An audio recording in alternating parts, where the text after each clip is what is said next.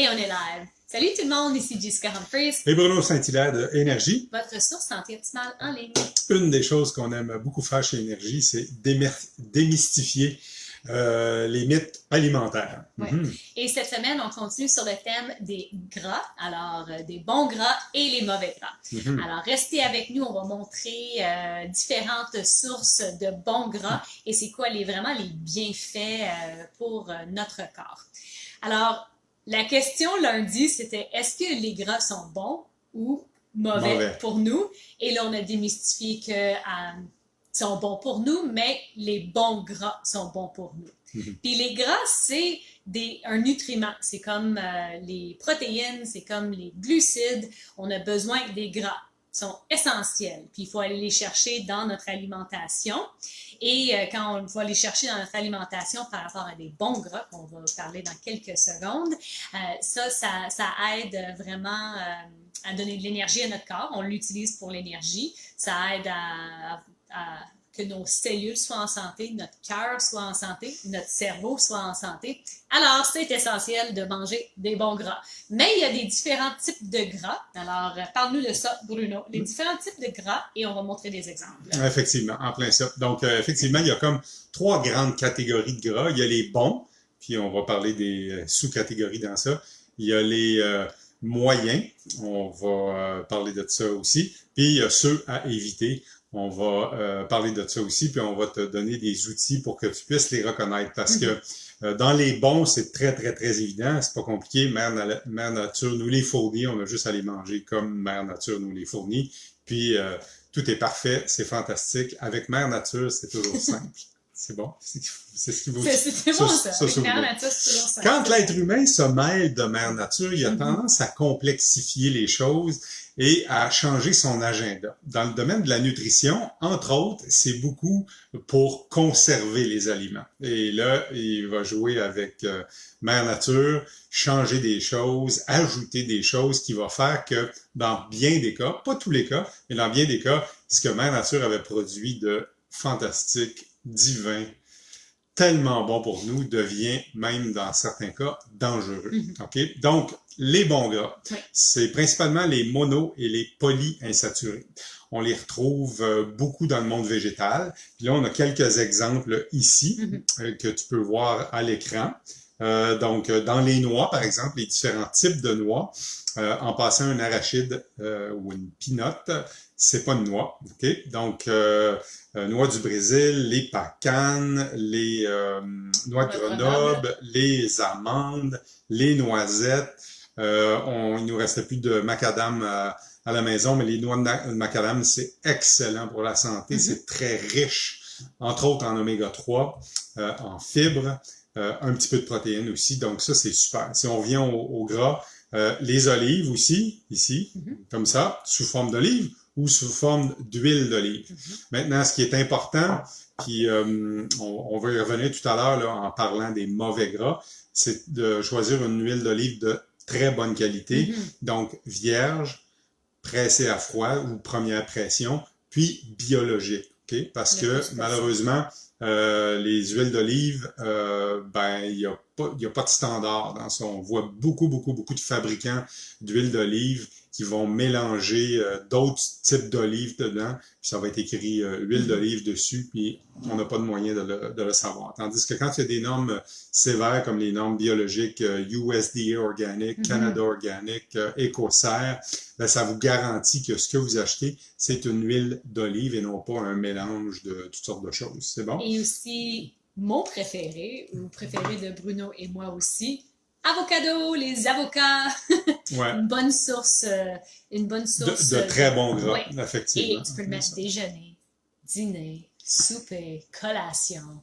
Wow, les affaires qu'on peut faire avec avocado. Si vous aimez les avocados, mets un gros cœur dans les commentaires ou mets avocado, cœur. All right? Moi, j'en mettrais 3. Sous forme d'huile. Ce qui est intéressant avec l'huile d'avocat qu'on ne retrouve pas dans l'huile d'olive, c'est que l'huile d'avocat est très robuste à la température élevée.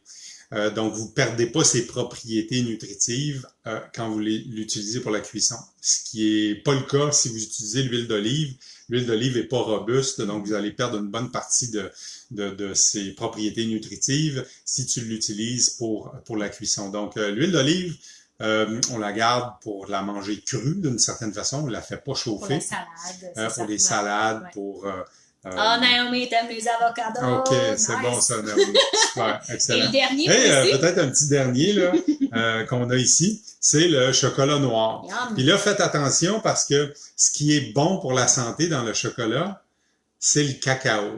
Okay? Donc, si vous achetez une barre de chocolat, puis c'est écrit chocolat noir dessus, vous dites « Ah, ça doit être bon pour la santé parce que j'ai vu ça dans le Facebook Live de Jessica et Bruno. Vous achetez ça, vous arrivez à la maison, vous en mangez un morceau, puis vous dites « Mes amis, c'est donc bien sucré. » Donc, le terme chocolat noir n'est pas réglementé. Donc, vous pourriez avoir autant 95% de cacao, ce qui serait excellent, comme vous pourriez en avoir 15 ou 10%, puis ils peuvent, dans tous les cas, écrire chocolat noir. Donc, ce que vous voulez, c'est au moins 75%. Moi, je vous dirais aller plus à 80-85%. Et puis, c'est là que vous allez avoir le plus de bons gras. Okay? Et donc, si vous n'êtes pas habitué avec le goût quand ça monte de 80 et plus, mais c'est ça, c'est de prendre l'habitude. Et normalement, on mange juste un morceau et on est satisfait. Versus si on mange quelque chose qui est comme 60, 70, c'est plus sucré, on peut manger peut-être 4, 5 carrés. Tu sais de quoi je parle. Mais quand on rentre plus dans le 85, 90, ça suffit. Après ça, exactement. Ça te satisfait. D'autres formes d'oméga 3 qui sont plus du monde animal, les poissons d'eau froide, comme le saumon, comme la truite. Ces poissons-là, parce que ces poissons-là vivent dans un environnement qui est froid, l'eau est froide, ils doivent se protéger donc en bâtissant une couche de protection qui est très, très riche en oméga 3, entre autres. Donc ça, c'est super. Okay? On n'en a pas avec nous ici, mais c'est excellent pour la santé.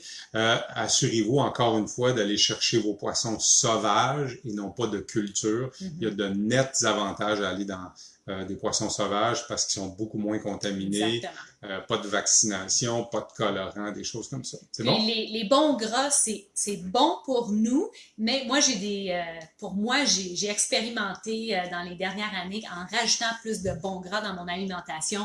Déjeuner, dîner, souper et même les collations, je vois que j'ai moins faim durant la journée. Je mange moins parce que je mange des aliments de qualité, mais en rajoutant du gras, j'ai moins faim, qui fait que je peux garder mon poids santé. Et même, ça m'a aidé à perdre du poids en rajoutant plus de bons gras dans mon alimentation.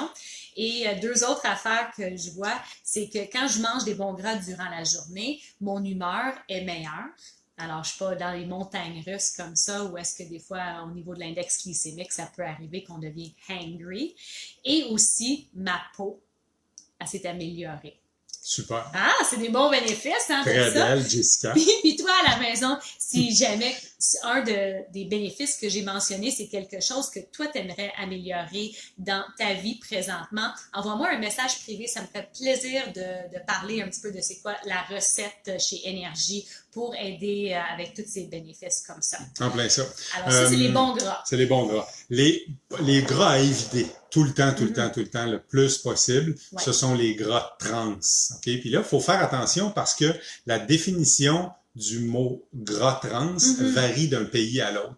Il y a des gras trans, par exemple, au Canada, ici, l'huile de palme hydrogénée n'est pas considérée comme un gras trans, mais c'est un gras trans qui est très, très, très, très, très nocif, mais qui est très utilisé par l'industrie alimentaire. Donc, quand vous achetez, quand tu achètes un aliment qui est transformé, regarde sur l'étiquette, et si c'est écrit huile végétale modifiée, huile végétale hydrogénée, huile, définitivement, gras trans, huile de palme modifiée, touche pas à ça, c'est excessivement nocif pour la santé, ça oxyde énormément, ça cause beaucoup d'inflammation, ça t'aide vraiment pas. Au niveau de l'inflammation dans le corps. De tout, c'est vraiment pas bon. Mais dans le milieu, il y a les gras saturés. Exactement, il y a les gras saturés. Ce que les experts à Harvard nous disent en termes de conseils dans la population en général, étant donné qu'il y a un très fort pourcentage de la population qui ont des problèmes au niveau cardiovasculaire, les gras saturés, c'est pas une bonne idée. OK? Parce que c'est un gras qui va oxyder plus facilement. Mais si tu es en excellente santé parce que tu suis les conseils qu'on partage à toutes les semaines chez Énergie, les gras saturés peuvent être corrects. On les retrouve dans quoi?